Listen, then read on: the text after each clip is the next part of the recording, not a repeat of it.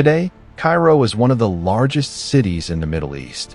More than 20 million people live in the greater Cairo metropolitan area. The city is filled with massive highways, towering buildings, and crowded markets. But thousands of years ago, this place looked very different. Long before modern Cairo existed, the land beside the Nile River was home to one of the greatest civilizations in human history, ancient Egypt. Nearby stood the legendary city of Memphis, once the capital of the Egyptian Empire. And just beyond the desert horizon, enormous stone monuments rose toward the sky, the Pyramids of Giza. But Cairo itself did not yet exist. Its story would begin many centuries later. Around 640 AD, Arab armies led by Amr ibn al-As conquered Egypt from the Byzantine Empire. Instead of rebuilding the old Roman city of Alexandria as their capital, they founded a new settlement near the Nile. This city was called Fustat. Fustat quickly became an important political and trading center. Merchants arrived from across Africa, Arabia, and the Mediterranean. Markets filled with spices, textiles, gold, and precious goods. Mosques and houses spread across the landscape.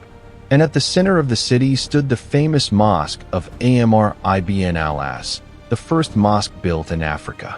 For centuries, Fustat served as the heart of Islamic Egypt. But another city was about to rise nearby, one that would become one of the greatest cities in the world.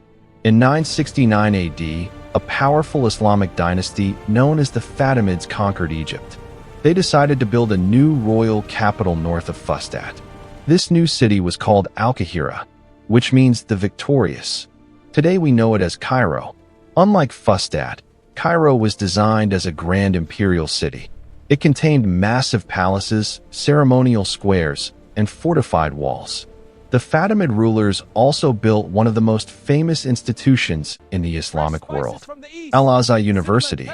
Founded in 970 AD, it would become one of the oldest universities still operating today. Students from across the Islamic world came to study religion, philosophy, science, and law. Cairo was quickly becoming a center of knowledge and power. But the city's greatest period of growth was still ahead.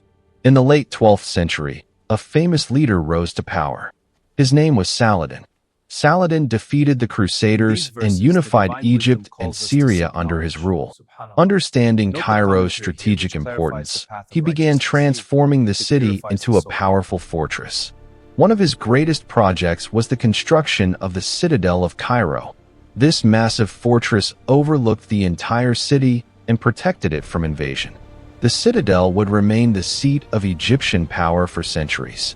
Under Saladin and the Ayyubid dynasty, Cairo continued to grow as an important political and military center. But the city's golden age would arrive during the next dynasty. During the 13th and 14th centuries, Cairo became one of the greatest cities in the world. This was the era of the Mamluks. Under Mamluk rule, Cairo flourished as a center of trade, culture, and architecture. Merchants from Europe, Africa, and Asia all passed through its markets. Caravans carrying spices, silk, and gold crossed the deserts and arrived in Cairo's bustling bazaars. Magnificent mosques, schools, and palaces were built across the city, the skyline filled with towering minarets. Travelers visiting Cairo during this time described it as one of the richest and most beautiful cities on earth. Some historians even say that Cairo rivaled cities like Constantinople and Baghdad in importance. But like many great cities in history, Cairo's fortunes would eventually change. In 1517, another powerful empire arrived in Egypt. The Ottoman Empire, led by Sultan Selim I, defeated the Mamluks and took control of Cairo. Egypt became part of a vast empire that stretched across the Middle East, North Africa, and parts of Europe. Although Cairo was no longer an independent capital, it remained one of the most important cities in the Ottoman world. Trade continued to flow through its markets. Pilgrims traveling to Mecca often passed through Cairo, and its scholars continued teaching at Al-Azhar University, which had already become one of the most respected centers of Islamic learning. For centuries, Cairo remained a powerful cultural and religious hub. But in the late 1700s, the city faced a dramatic new challenge. In 1798, the French leader Napoleon Bonaparte invaded Egypt. His goal was to weaken British influence in the region and expand French power. Napoleon's army marched into Cairo after defeating the Mamluks in the famous Battle of the Pyramids. For the first time, Egypt experienced the arrival of modern European military power. But Napoleon's invasion had another unexpected effect. He brought with him scientists, engineers, and scholars who began studying Egypt's ancient monuments and history. This sparked a global fascination with ancient Egypt. Soon, the world would become captivated by pyramids, hieroglyphs, and pharaohs. Although the French occupation was short, it changed Egypt forever. After the French left Egypt, a new leader emerged. His name was Muhammad Ali Pasha. In the early 1800s, he became the ruler of Egypt and began transforming the country. Muhammad Ali modernized the army, built factories, and introduced new industries. Cairo expanded rapidly as new roads, schools, and government buildings appeared. The city began to look less like a medieval capital and more like a modern urban center. Egypt was entering a new era of modernization. By the late 1800s, Cairo had become one of the most important cities in the Middle East. European architecture appeared alongside ancient mosques and Islamic monuments. Wide boulevards and elegant buildings were constructed across the city. During this period, Egypt also opened the Suez Canal in 1869.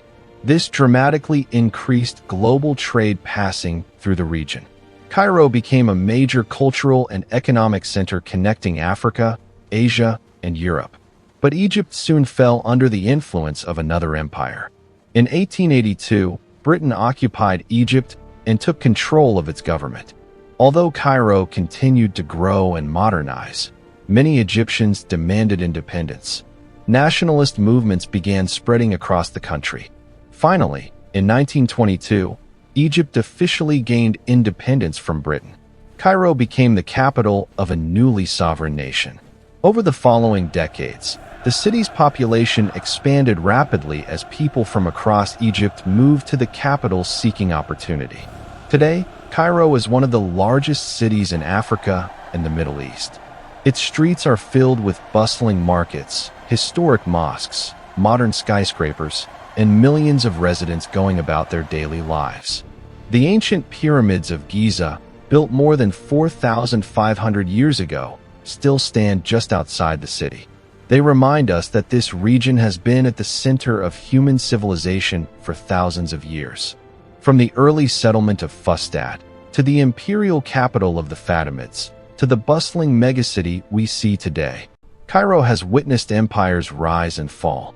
Yet the city continues to endure, a living bridge between the ancient world and the modern age.